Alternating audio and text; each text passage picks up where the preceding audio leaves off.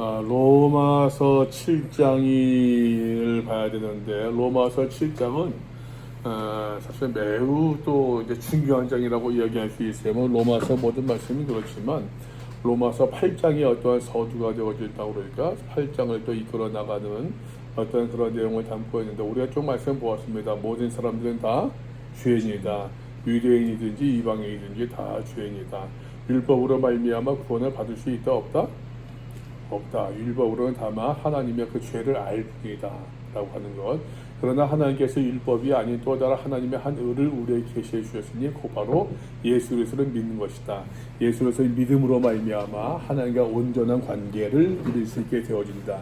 이 하나님과 올바른 관계, 온전한 관계를 가리켜서 하나님의 의라고 하는 그런 표현으로 이해하자라고 얘기를 했었습니다. 그래서 복음에는 하나님의 의가 나타나서 믿음으로 믿음에 이르게 한다. 복음에는 오직 믿음으로 가능한, 믿음으로 가능한 믿음으로 말미암아 하나님과 온전한 관계에 회복되어지는 그 하나님의 사랑과 하나님의 그 뜻이 복음에 예수 그리스도의 이야기 가운데서 나타나서 계시되어져 있다라고 하는 것을 이야기를 했습니다.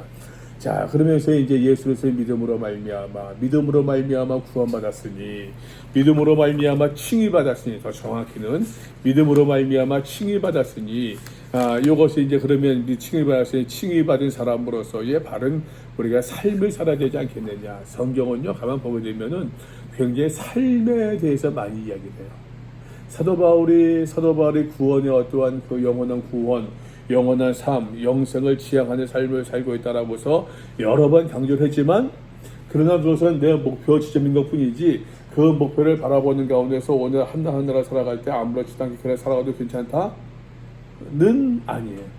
그것을 바라보고 있고 내가 그 삶이 내 삶 가운데서, 내 삶 가운데서 그 영생이 실제로 이루어지고 구현되고 그것을 동참하기 위해서는 내가 어떻게 살아야겠느냐라고 하는 거예요.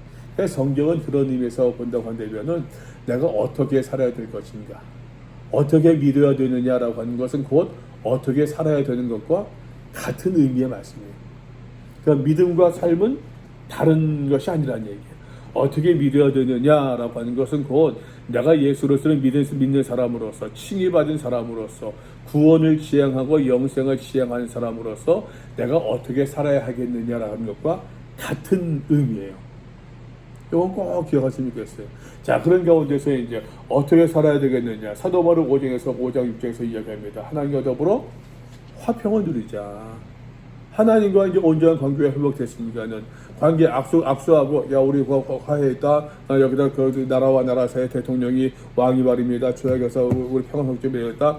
끝이 아니라 그 평화협정을 맺은 이후에 백성들이 왕래하고 교역하고 문화도 뭐 결혼도 뭐 이러저런 일들이 교류가 있어지는 것처럼, 그래서 온전한 관계가 회복돼서 관계가 맺어지는 것처럼, 하나님 앞에서 우리가 죄인 되었을 때의 원수였다가 우리가 어떤 하나님의 어떤 그런 연약한 사람으로서 있다가 예수로서의 믿음으로 말미암아 하나님께서 우리를 의롭다 인정해 주셨으니 끝이 아니라, 온전한 관계가 회복되었으니 끝이 아니라 이것을 계속 누리는 삶을 살아야 된다는 거예요. 이것이 이제 가르쳐서 성화라고 이야기할 수 있어요. 성화.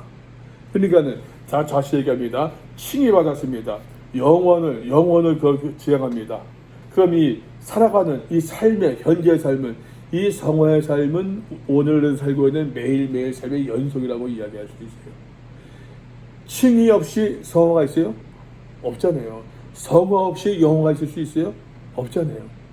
자, 그러면 이제 우리가 성화의 삶을 예수로서 닮아가는, 예수로서 담는 그 삶을 살고자 우리가 노력하고 있는데, 여기서 문제가 생겨요. 우리가 늘 믿음으로 살고 있지만 늘 믿음으로 100% 삽니까?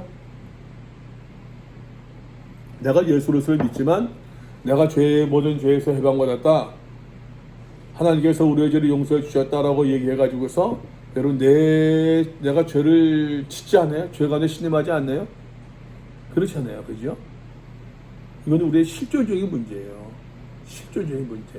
자, 사도 바울은 뭐라고 얘기해 봅시다 한번. 형제들아, 내가 법하는 자들에게 말하노니 너희는 그 법이 사람이 살 동안만 그를 죽여나 하는 줄 알지 못하느냐. 이게 무슨 말인가 하게 되면은, 사람이 어떤 죄를 지었습니다.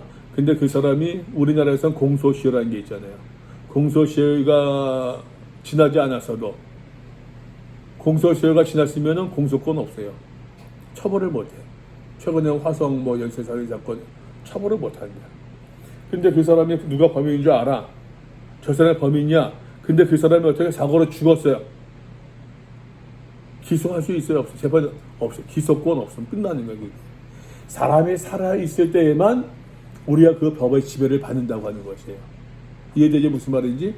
사람이 살 동안만 그 법이 그를 주관하는 줄 알지 못하느냐. 그래서 사도 바울이 이제 예를 듭니다.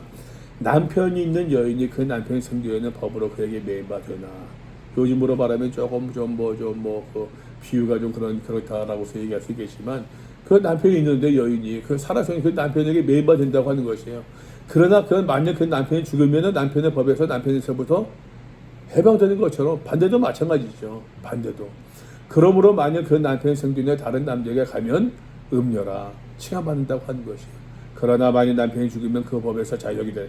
남편이 나를 그 여인을 지배하고 있는 법에서 자유롭게 되나니 남편이 죽게 되면은 그 여인네가 다른 데 시집가도 음행하는 것이다 아니다? 아니다. 남자도 마찬가지인 것처럼 여기서 말할 때 이제 남편을 가리켜서 이제 남편을 가리켜서 율법으로 비교하고 있는 거예요. 여인을 가리켜서 이제 한 사람으로 이야기하고 있는 것이. 남편이 죽으면은 그 법에서 그 여인이 자유롭게 되는 것처럼. 그러므로 4절입니다. 내 형제들아 너희도 그리스도의 몸으로 말미암아 율법에 대해 어떻게 죽임을 당하였으니 율법이 우리한테 효력을 미칠 수 있다 없다? 없다는 얘기예요. 이는 다른 이 곧 죽은 자 가운데서 살아나신 이에게 가서 우리가 하나님을 위하여 열매를 맺게 하려 합니다. 이제는 율법에 얽매일 필요가 있다 없다? 율법은 뭐를 깨닫게 한다고요? 죄를 깨닫게. 죄의 삭은 사망이에요.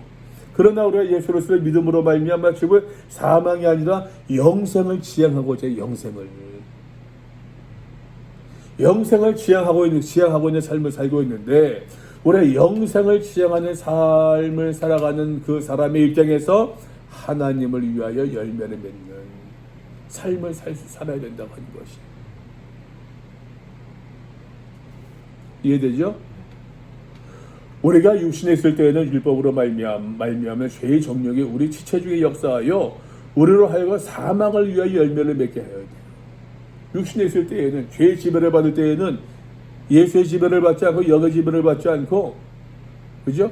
죄의 지배를 받고 있을 때에는 죄의 정욕이 우리 지체 가운데서 우리 몸 가운데서 손으로 발로 우리의 마음으로 머리로 역사에서 말입니다. 사망을 위하는 사망을 지향하는 사망의 결과를 맺게 하는 그 열매를 맺게 하였더라라고 하는 거예요. 그러나 이제는 우리가 예수로서의 믿음으로 말미암아 칭의 받았으니 하나님께서 우리를 의롭다고 선언해 주셨으니 이제는 우리가 얽매였던 것에 죄로부터 다시 얘기합니다. 이거는 현실적인 어떤 실효가 끝났다는 얘기 아니에요.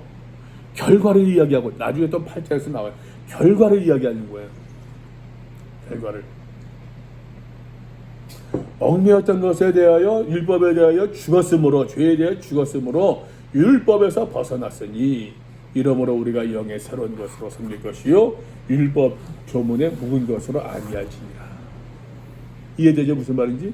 여기서부터 보게 되면 율법과 조문, 계명 이런 말이 나와요. 율법과 조문, 계명은 좀 다른 계명이에요. 율법을 말 그대로 전체적인 큰 계명이에요. 큰 의미예요. 근데 계명, 조문이라고 하는 것은 하나하나의 법 조항들, 조문들, 계명, 더 구체적인 것.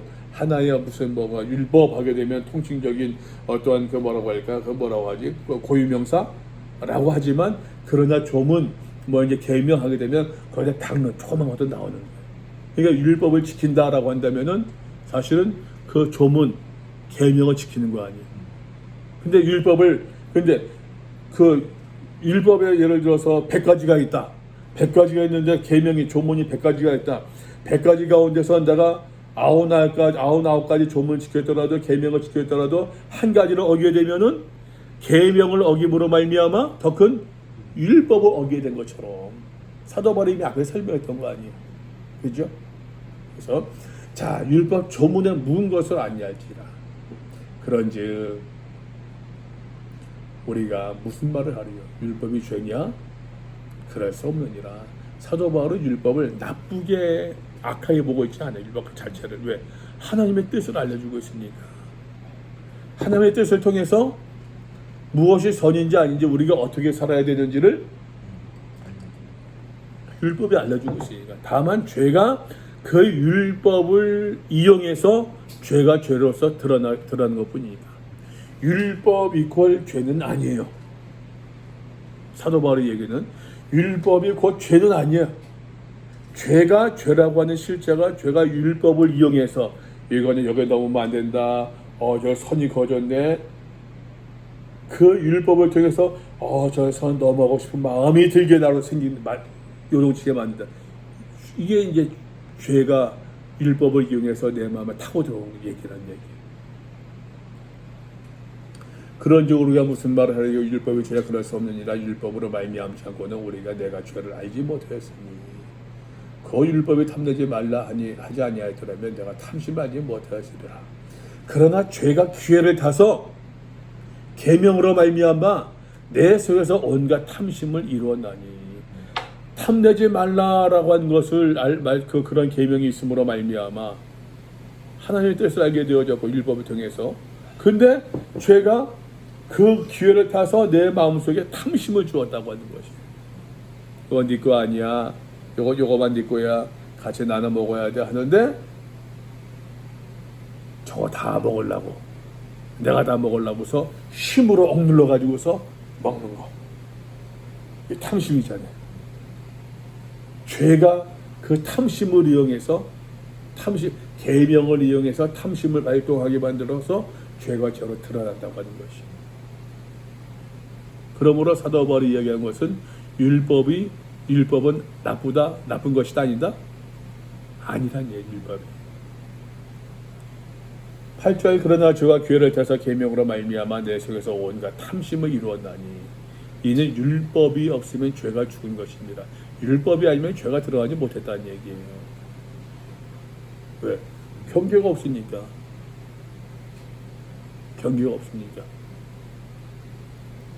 우리나라에서는 중부서에서는 경부서에서는 100km 넘어가면은 찍혀요. 그게 경계야. 중부서에서는 110km까지 가도 괜찮아. 경계야. 독일 아우토방어가 되면은 무제한이라는 거죠. 경계가 없어요. 율법이 있음으로 말미암아 죄가 드러난 것처럼. 그러니까 율법이 없으면 죄가 나타나지 못했겠죠. 전에 율법을 깨닫지 못했을 때에는 그죠? 질문 있어요? 네. 예, 있는 것 같아요. 그러면은 율법을 주시기 전에 사람들이 지었던 죄는 어떻게 생각해야 되나요? 율법이 주어지기 전에 예를 들어서 가인이 아벨을 죽였다 그러면은 그때는 살인하지 말라 이런 십계명이 있었잖아요. 그런 것들을 어떻게 생각해야 하는지. 어렵네. 근데 이미 하나님께서 선악과를 따먹지 말라 라는 계명을 주셨는데 어렵네. 이제 그렇게 해서 이제 성경이 어떠한 그게 되면은 다시 이야기하지만 성경을 우리가 시대적으로 보고 있는데 그렇게 이제 하는데 그렇게 보는 것보다는 성경에 예를 들어서 이제 물론 아담 하와 해가지고서 이제 가인 아벨 노아 아브라함 그러고 나서 이제 나오고 있지만 그러나 이제 율법이라고 하는 것을 우리가 지금 성경을 볼 때는 지금 우리 시대의 성경을 볼 때는 예를 들어 그때는 그것이 적용되지 않는다라고 하는 것은 사실 이제 바른 해석은 아니지. 그냥 바른 해석이 아니지. 그건 너무 이제 이야기들을 이제 성경을 시대적으로 막 쭉 보면서 그렇게 하는 이야기들이고 성경에서 전체 흐름 가운데서 맥락 가운데서 우리가 좀 성경의 내용을 봐야지. 그거는 무슨 뭘 말하는 그러니까 그렇게 묻는 사람들도 있어요. 이제 그거 연구하고 난 그런 쪽으로 연구를 안 해보고 생각 안 해보니까는 예를 들어서 하나님께서 아담과 하와를 천지를 창조하기 전에는 뭘 하셨느냐? 뭐 이런 식의 질문들. 또 혹은 또 이제 예를 들어서 또 이제 무슨 하나님께 아담과 하와를 지으셨는데 그 가인과 아벨 셋은 누구와 결혼했느냐? 이런 이야기들. 그런 질문 할 수 있잖아요. 그걸 하다 보면 사실 이제 이거는 그냥 논쟁이 되지. 성경 우리가 그렇다고 해가지고서 이제 출애굽기에서 계명이 나왔다고 할지라도 예를 들어서 이제 가인과 아벨이 가인이 아벨을 주인 것을 죄로 보지 않느냐? 하나님께서 치리하시잖아요. 아담과 하와의 문제도 마찬가지고. 율법이 없으면 죄가 죽은 것이라는 얘기가 어떤 의미인지는 알겠는데, 그러니까 제가 궁금했던 부분이 결국에 그 질문을 한번 살 줄 알았어. 막 그런 거 같아가지고 내가 질문을 제 개인적으로 이야기는 율법이라는 게 어쨌든 인간의 양심이라는 게 있잖아요. 그런 것들 안에서 뭐 사람을 때리면 안 되고 이런 것들이 있는데, 이제 그런 것들을 딱 명문화. 그때 명문화된 우리가 이미 로마서 2장에서 보았던 것처럼 본성으로 하나님을 알 만한 것을 주셨다고 얘기하고 있잖아요. 그러나 하나님 영화를 교도하지 않아 감사치도 아니하고 그 마음에 허망하여 졌다고 얘기하고 있는 것처럼 본성으로 여기서 그때 이제 우리의 양심으로도 얘기할 수 있거든요. 하나님을 알 만한 것이 있음에도 불구하고. 그래서 중요한 것은 그때도 얘기했었는데, 하나님께서 계명을 통해서 율법을 통해서 분명한 하나님의 뜻을 이것이다 저것이다 계시해 주셨음에도 불구하고 율법을 통해서 율법으로 말미암아 다 지킴으로 말미암아 구원받을 수 있는 사람이 있다 없다.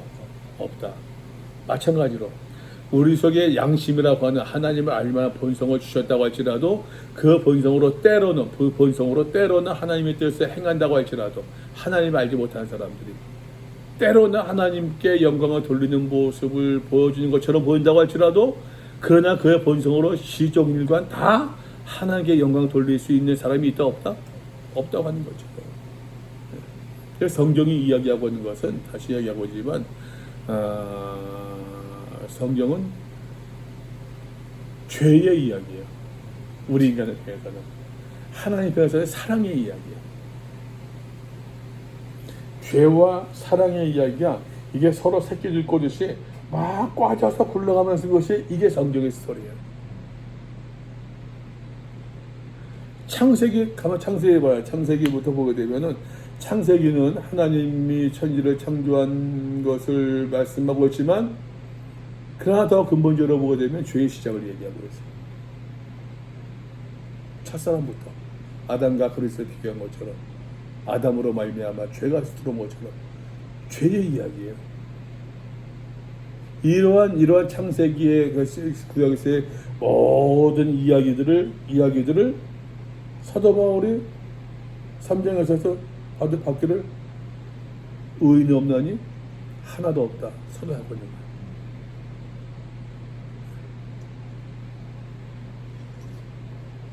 거예요. 단지 여기서 이제 사도 바울이 여기에서 로마서에서 이렇게 이제 이야기 설명하고 있다라고 하는 것이지. 예.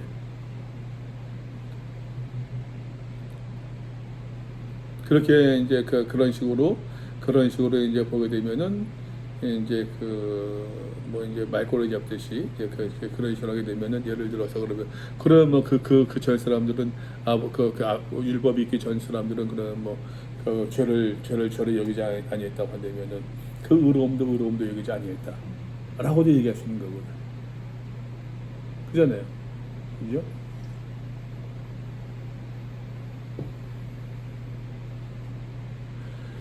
전에 율법을 깨닫지 못했을 때에는 내가 살았더니 내가 있다면 계명이 이름에 그 율법을 통해서 율법의 계명을 내가 알고 전문을 알게 됨으로 말미암아 죄가 살아나고 내 안에서 죄가 살아나고 나는 죽었단 말이에요.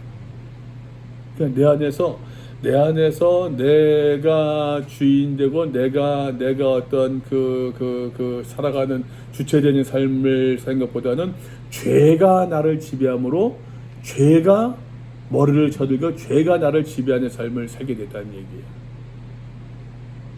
생명에 이르게 할 그 계명이 그죠? 내게 대하여 도래 사망에 이르게 하는 것이 되어도다. 계명이 하기 때문에? 아니, 뭐 때문에? 사람. 죄 때문에. 죄가 기회를 타서 계명으로 말미암아 나를 속이고 그것으로 나를 죽였는지라. 이러보건대 율법은 거룩하고 계명도 거룩하고 의로우고 선해요. 그런데 선한 것이 내게 사망에 되었느냐? 그럴 수 없다는 얘기예요. 오직 죄가 죄로 드러나기 위하여 죄가 죄로 드러나기 위하여 선한 그 율법 계명으로 말미암아 이용해서 나를 죽게 만들었으니 이는 계명으로 말미암아 죄로 심히 죄되게 하려 함이라.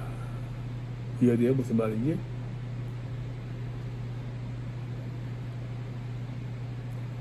사도 바울은 지금 하나님 앞에 칭의를 받고 그리스도를 닮아가고 살고 치열하게 삶을 살아가고자 원하는 그 어떤 삶의 현장에서 구원을 바라보면서 성화의 삶을 치열하게 살고자 원하는데, 그런데 끊임없이 그 안에 있는 갈등과 고뇌를 지금 이야기하고 있는 거예요. 이거는 기억하면 좋겠어요. 사도 바울의 자기 변명이 아니에요. 자기 고백이에요. 다시 얘기하지만 성경이 우리에게 성경은 말입니다. 하나님 성경은 사람을 이야기할 때 하나님 피조물로 제일 먼저 이야기해요. 그죠? 그 다음 이야기하는 것이 죄인임을 이야기해요. 피조물이자 죄인, 이게 사람의 어떤 두 신분이라고 얘기할 수 있어요. 근데 죄인을 이야기하는 이유가, 저는 이거 있잖아요. 성경에서 죄를 이야기하는 이유가 공박하기 위함이 아니라니까.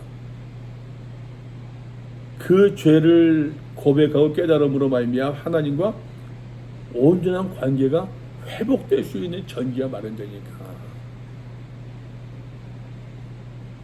그 죄로 말미암아 내가 침참해지고 침체하게 되고 죄의 어떠한 권세에 사로잡혀 가지고서 죄책감이 시달리고, 그것이 아니에요. 그 얘기가 아니에요. 죄책감을 이야기하는 게 아니에요. 내가 죄인이라고 하는 것, 자기의 어떤 모습을 내가 잊지 않는다고 하는 것, 깨닫고 늘 인지하고 있다고, 자각하고 있다고 하는 것, 이게 중요한 얘기를 성경에서는. 내가 죄인이기 때문에 죄책감이 시달려 가지고서 그냥 나는 자신이 없어요. 그게 아니야. 내가 죄인이기 때문에, 그러나 죄인인 나를 하나님이 사랑해 주셔서 독생자 예수를 보내주셨다. 그러나 내가 죄인이기 때문에 그럼에도 불구하고 하나님께서 내게 은혜를 주셨다라고 하는 자기 고백을 저희 지금 브레이크 타임입니다. 네, 죄송합니다. 그걸 이야기하고 있는 거예요 지금. 우리가 14절입니다. 우리가 신령한 줄, 율법은 신령한 줄 알거니와 나는 육신에 속하여 죄 아래 팔렸도다. 내가 행하는 것을 내가 알지 못하노니 곧 내가 원하는 것을 행하지 아니하고 선을 행하기 원하는데, 의를 행하기 원하는데, 의의 정이 되기 원하는데, 근데 내가 내 심리, 내 마음을 보게 되면은 늘 죄 가운데서 내가 있는 것을 자각한다는 얘기예요. 이거는 다시 이야기할게요. 이건 변명이 아니죠. 변명을 한다고 한다면은 아니라고 얘기하겠지. 그죠? 나 그런 생각 한 적 없어. 변명을 한다고 한다면은 자기 고백이에요. 자아 인식이고. 내가 행하는 것을 내가 알지 못하노니 내가 행하는 것을 행하지 아니하고 도리어 미워하는 것을 행하니라. 미워하는 건 뭡니까? 죄. 만일 내가 원하지 아니하는 그것을 행하면, 죄를 행하고 있으면은 내가 이로써 율법이 선한 것을 시인하노니 무슨 말이에요? 내가 원하지 아니하는 그것을 행하면 죄를 행하고 있으면은 죄와 선과 악이 구별되는 거 아니에요? 구별되는 거니까 그 구별의 기준이 뭐예요? 율법이니까 그 율법을 선한 걸 시인한다는 얘기예요. 이제는 그것을 행하는 자가 내가 아니요 내 속에 거하는 죄니라. 사도 바울의 중요한 깨닫는 거예요. 내가 성화의 삶을 살고 있고 칭의의 단계를 넘어서 영혼을 바라보고 성화의 삶을 살고 있는 사람이지만 실하게 들어가고 있지만 그러나 내가 죄의 권세 가운데 벗어날 수가 없다. 의인이 없나니 하나도 없도다라고 얘기한 것처럼 바울이 이미 얘기했던 것처럼 내 속 곧 내 육신에 서는 것이 거하지 않은 줄 아노니 원함은 내게 있으나 선을 행하는 것은 없노라. 선을 행하고자 원하는 그 간절한 바람은 있지만 행하는 것, 능력은 결과물 없다고 하는 것이. 내가 원하는 바 선을 행하지 아니하고 도리어 원하지 아니하는 바 악은 행하는도다. 만일 내가 원하지 아니한 그것을 하면 이를 행하는 자가 내가 아니요 내 속에 거하는 죄니라. 17절에서 이야기하고 있죠. 이제는 그것을 행하는 자가 내가 아니요 내 속에 거하는 죄니라. 그러므로 내가 한 법을 깨달아노니 그 선을 행하기 원하는 나에게 악이 함께 있는 것이로다. 내가 늘 그 선택 가운데 그 지배 가운데 있다는 얘기야. 내 속사람으로는 하나님의 법을 즐거워하되 내 지체 속에서 한 다른 법이 내 마음의 법과 싸워 내 지체 속에 있는 죄의 법으로 나를 사로잡는 것을 보는도다. 오라 곧 나는 권고한 사람이로다. 이 사망의 몸에서 누가 나를 건져내랴. 이것이 끝이 아니에요. 25절 말씀이 8장과 연결된답니다. 우리 주 예수 그리스도로 말미암아 하나님께 감사하리로다. 그런즉 내 자신의 마음으로는 하나님의 법을 육신으로는 죄의 법을 섬기고 있는 바울의 자기 실존을 지금 고백하고 있는 것입니다. 8장 1절 보세요. 그러므로 이제 그리스도 예수 안에 있는 자에게는 결코 무엇이 없다? 정죄함이 없나니 이는 그리스도 예수 안에 생명의 성령의 법이 죄와 사망의 법에서 너를 해라. 유명한 얘기죠. 여기서 말하는데 정죄함이 없다라는 얘기를 바르게 이해해야 돼요. 우리나라는 3심제거든요. 3심제. 그 검찰에 기소했다고 해서 죄가 확정되는 것은 아니에요. 1심 받아야 되고 2심 받고 3심 대법원에서 확정되면 죄 확정되는 거예요. 근데 그것도 또 헌법적으로 또 넘어갈 수가 있어요. 다 넘어가는 건 아니지만 정죄함이 없다는 얘기는 정죄라고 하는 것은 최종 선언이에요. 그러므로 그래서 예수하는 자에게는 결코 죄가 나를 지배했다, 죄 넘어졌다, 죄인이다 라고 하는 최종 선언이 있다 없다? 없다는 얘기예요. 최종 선언은 언제 있다고요? 주님 앞에 설 때, 영화의 단계에 들어갈 때. 사도 바울은 지금 뭘 얘기하고 있냐면은 내가 칭해받았습니다. 영화를 바라보면서 성화의 삶을 살고 있습니다. 이 성화의 삶을 살고 있는 가운데에서 죄 가운데 신음하고 있는 자기의 실존을 깨달았습니다. 원하는 바 선행치 아니하고 원치 아니하는 바 악을 행하고 있습니다. 악의 지배를 받는 것 같아요. 죄의 지배를 받는 것 같아요. 내가 연약하게 깨달았습니다. 내 무능함을 내가 발견합니다. 내가 죄인이고 내가 죄에 실패했구나 라고 생각할 수 있는데, 비록 우리가 그렇게 넘어지고 무릎밥 깨지고 이마밥 깨지고 팔다리 다 망가졌다고 할지라도 힘겹게 예수 안에서 영어를 바라보며 꾸준히 길게 나갔을 때에 최종 선언, 그리스도께서 하나님께서 정죄하지 않는다는 얘기예요. 이거는 이게 구원의 확신이죠. 무슨 말인지 이해돼요? 그래서 정죄함이라는 얘기는 현재적인 선언이 아니에요.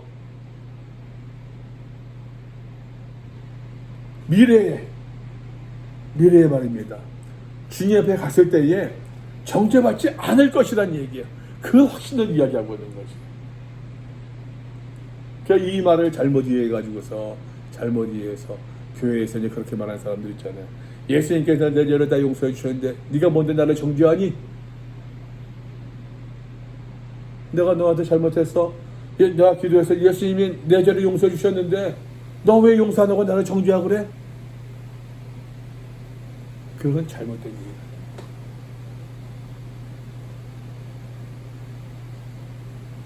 사과하고 용서를 구하고 그것이 성화의 삶인데, 다시 얘기하기에 어떻게 믿느냐라고 하는 것은 어떻게 살아가느냐라고 하는 것 같은 의미의 말씀이랍니다. 그런데 성도는 어떻게 살아가느냐? 무엇을 위해서?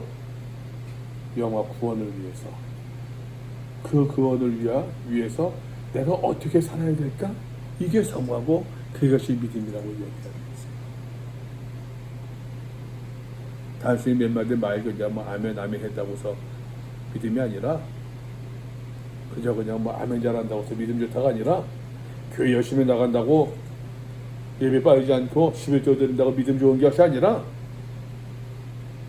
내가 어떻게 살아야 되겠느냐라고.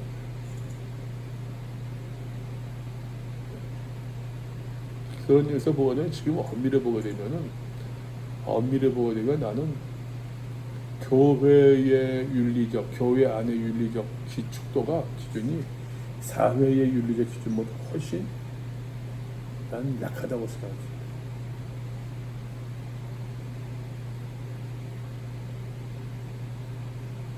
훨씬 더. 그런 메시지들. 그러니까는 이제 뭐 요즘에 뭐 지금 개독이란 말은 너무 쉽게 쓰고 있잖아요. 근데 할 말이 없어. 근데 사실 요즘에 난 이제 뭐 요즘 전국도 보면서 이제 국제로 이제 보게 되면은 아주 그냥 나쁜 사람들, 내가 상식적으로 이해되지 않은 사람들, 아, 사람 교회 나간대요. 댓글에 그러더라고. 아, 그럼 이해되네요. 교회 다니는 사람은 그럴 수 있어요.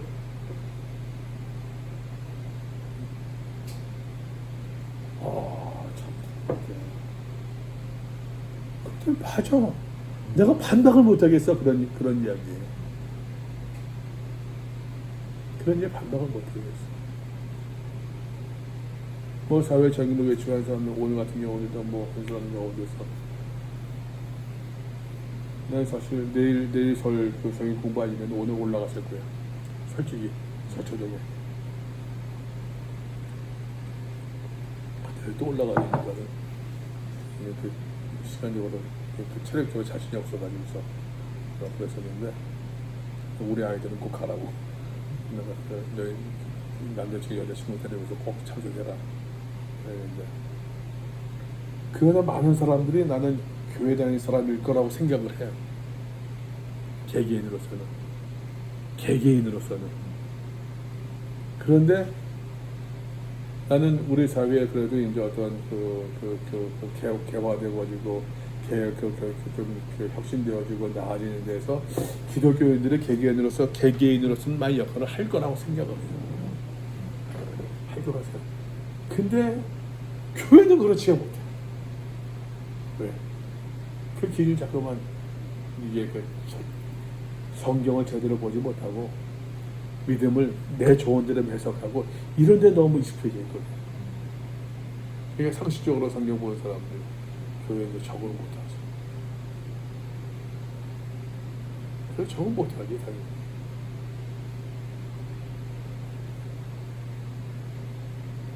정죄함이라고 하는 단어는 최종 선언이에요. 주님에 섰을 때. 우리가 넘어지고 자빠지고 뭐 무릎이 깨져서 피가 나더라도, 그러나 그럼에도 불구하고 칭의받은 그 성도가 영화의 소망을 꿈꿔 간직하고 즐거워하면서 인내하며 연단받으면서 우리가 성화의 삶을 열심으로 계속해서 꾸준히 살아갈 때에 우리가 죄를 지은 적도 있고 넘어진 적도 있고 쓰러진 적도 있었고 타협한 적도 있었고 부끄러운 적도 있었고 뭐 그런 점 많이 실패한 적이 있었다고 할지라도 정죄함받지는 않을 것이다. 왜? 예수 그리스도의 그 피, 믿음을 하나님께서 인정해 주시기 때문에.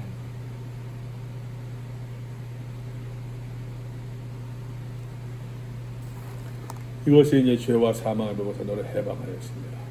율법의 육신으로 말미암아 연약할 수 없는 그것이 뭡니까?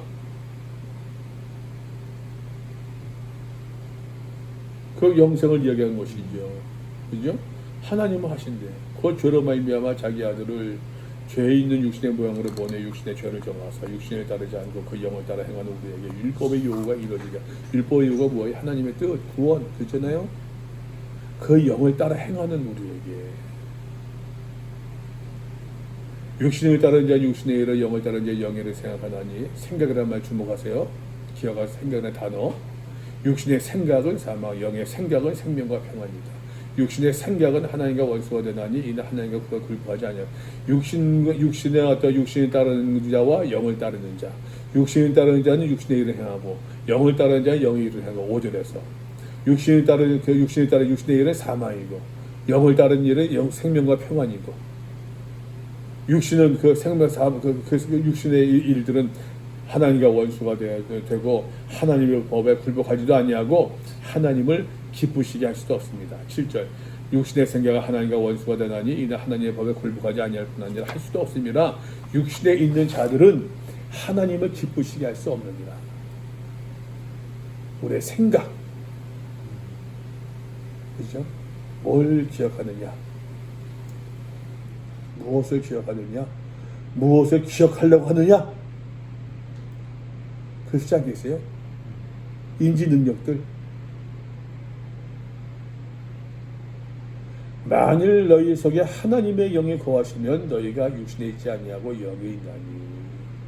누구든지 그리스도의 영이 없으면 하나님의 영, 그리스도의 영 무슨 말입니까? 영을 따르는 자 하나님의 지배를 받는 것이요. 그리스도의 사람이 아니라 또 그리스도께서 너희 안에 계시는 몸은 죄로 말미암아 죽은 것이나 영은 의로 말미암아 살아있는 것입니다. 몸은 죄로 말미암아 죽은 것이고 예수를 죽은 자 가운데 살리신 이의 영이 너희 안에 거하시면 그리스도 예수를 죽은 자 가운데 살리신 이가 너희 안에 거하시는 그의 영으로 말미암아 너희 죽을 몸도 살리시리라. 너희 죽을 몸도 살리신다. 이것은 그렇게 어떻게 해석할까요? 어떤 우리의 이제까지 우리의 삶에 우리가 죄 가운데 실패하고 넘어지고 하는 그 육신의 연약함을 하나님께서 도와줘 강건하게 만들어 주실 것이다. 이길 수 있게 만들어 줄 것이다. 해석할 수도 있을 것이고 궁극적인 어떠한 미래에 대한 어떤 그것을 해석할 수도 있을 것이고. 그러므로 적용이죠. 형제들아 우리가 빚진 자로 되 육신에게 져서 육신으로 살 것이 아니니라. 너희가 육신으로 살면 반드시 죽을 것이로다. 영으로서 몸의 행실을 죽이면 살리니. 이수신 장군이 한 말과 똑같네. 이수신 장군이 한 말과 똑같아. 네. 무릇 하나님의 영으로 인도할 받는 사람은 하나님의 아들이래요. 너희는 다시 무수하는 종의 영을 받지 않냐고. 양자의 양자, 하나님의 아들 양자. 우리가 아빠 아버지라고 부르짖느니라. 하나님의 관계가 복원되는 거죠. 지금 성령이 친히 우리의 영과 더불어 우리가 하나님의 자녀인 것을 증언하시나니 자녀이면 또한 상속자. 하나님의 상속자요. 그리스도와 함께한 상속자요. 보세요. 하나님의 아들이라 양자의 영을 받았다. 아빠 아버지라 부르짖는다. 하나님의 자녀다. 상속자래요. 상속자인데 무엇을 상속하느냐? 우리는 좋은 거 상속받기를 원해. 근데 성경을 봐요. 뭐라고 얘기하고 있는가? 그와 함께 영광을 받기 위하여 고난도 함께 받아야 할 것이니라. 그러면 고난이 없는 영광이 있다 없다? 없다는 얘기예요.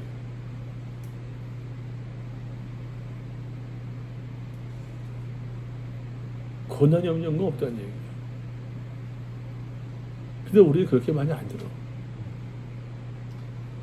사도 바울이 지금 바라보는 것은 영혼을 구원을 지향하고 있는 걸 바라보고 있는데 그 영광을 받기 위하여 고난도 이것이 환난을 인내를 인내 연단을 소망을 이루는 줄 알미로다. 이 연단 도끼임의 성품 캐릭터라고 그랬어요. 연단 고난 가운데서 내 캐릭터가 불 속에 들어갔을 때 이 철이 강해지는 것처럼 날카로워지는 것처럼 이 고난을 통해서 내가 캐릭터, 연단, 내 캐릭터가 도끼임의 성품이 완성된다는 얘기예요. 근데 그 말은 맞는 것 같아요. 현재의 고난은 장차 우리에게 나타날 영광과 좋게 비교할 수 없대요. 근데 여기서 말하는 고난이라고 하는 것은 꼭 기억해요. 능동적 고난을 이야기해요. 수동적인 고난이 아니에요. 내가 피하려고 하다가 무슨 뭐 어쩔 수 없어 그런 고난이 아니야. 내가 그 영광을 위해서 내가 능히 자취하는 고난을 이야기해 보는 거죠. 파토스가 있고 열정 패션이 있는 고난을 이야기해 보는 것입니다.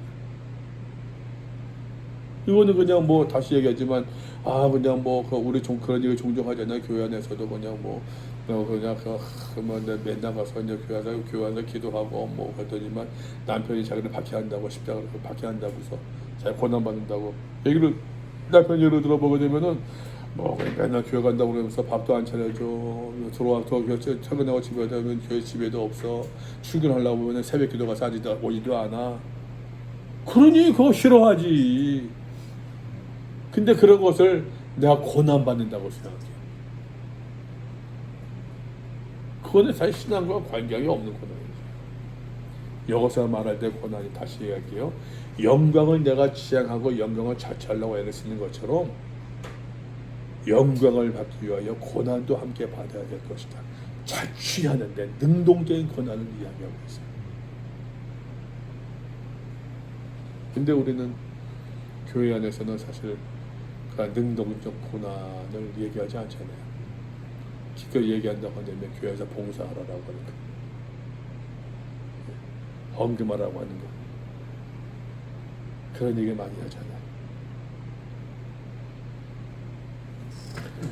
현재의 고난은 장차 우리에게 나타난 영광과 비교할 수 없도다. 피조물의 고난을 받은 하나님의 아들들이 나타난 것이니 피조물의 허무할 때 굴복하는 것은 자기의 뜻이 아니요 오직 굴복하게 하신 이로 말미암습니다. 그 바라는 것은 피조물도 썩어짐의 종로로 한 데서 해방되어 하나님의 자녀들의 영광의 자유에 이르는 것입니다.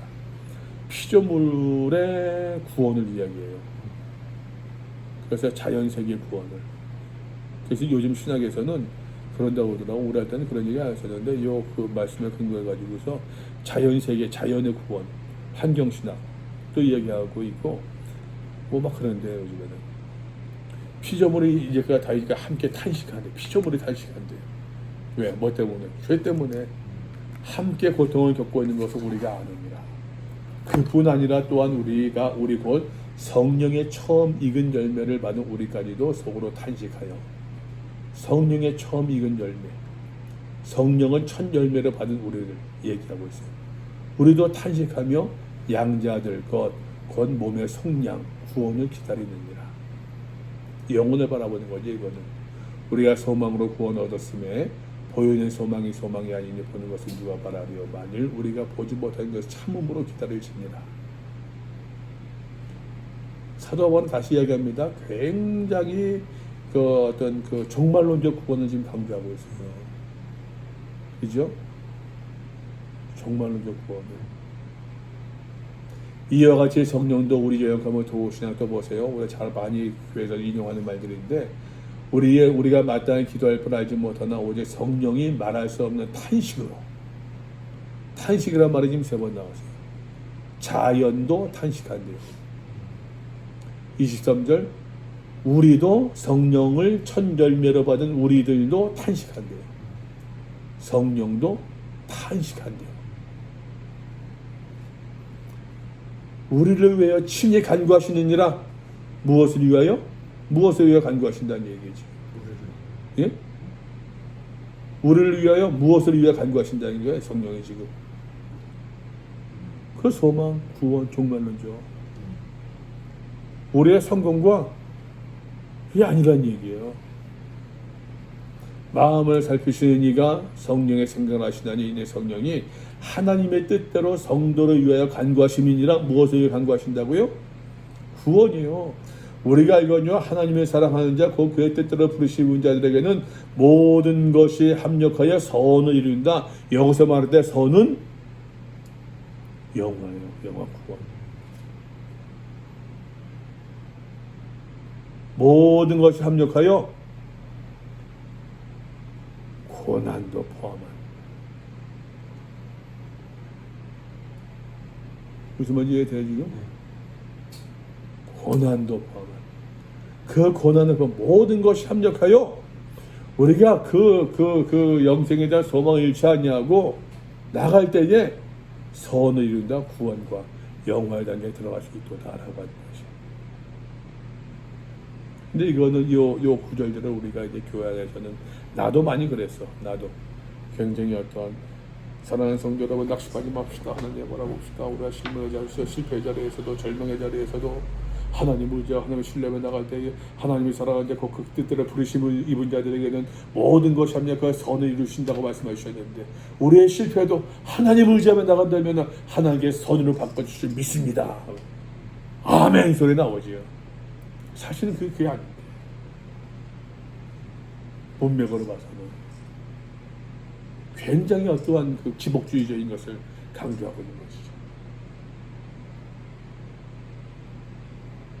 우리가 고난이 있고 아픔이 있고 실패가 있고 좌절이 있다고 할지라도 하나님을 바라보는 가운데에서 인내하며 나갑시다. 그러면 우리가 구원의 자리로 나갈 줄을 믿습니다.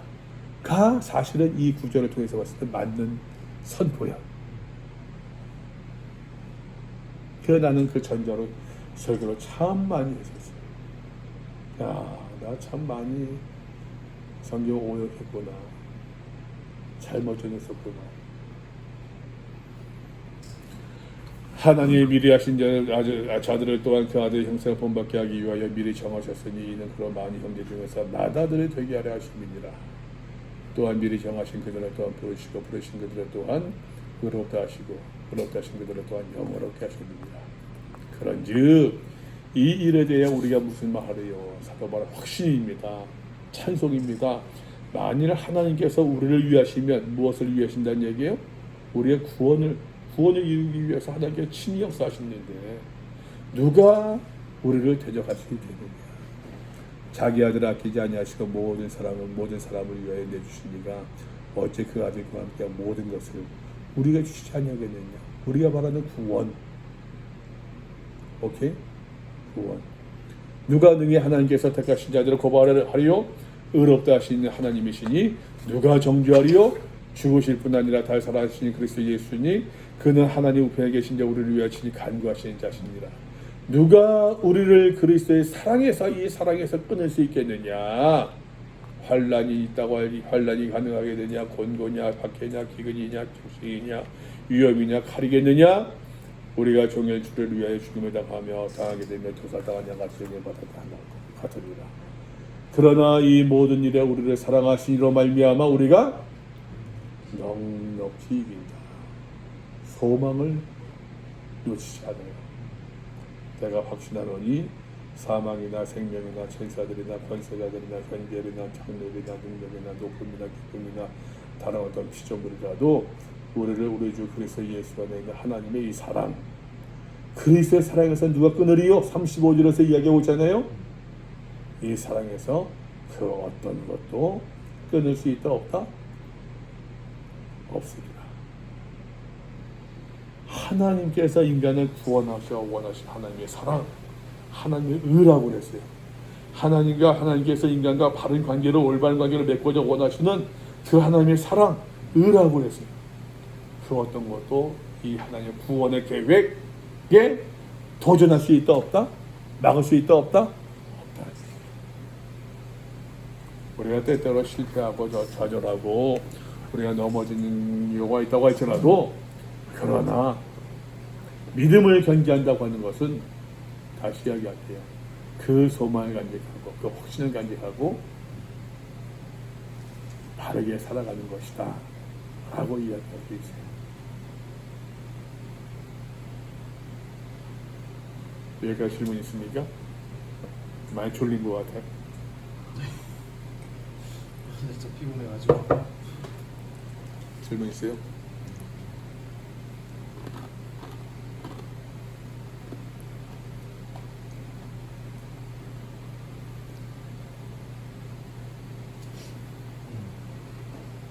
확실히 넘어갈수록 설명을 많이 할 필요는 없어.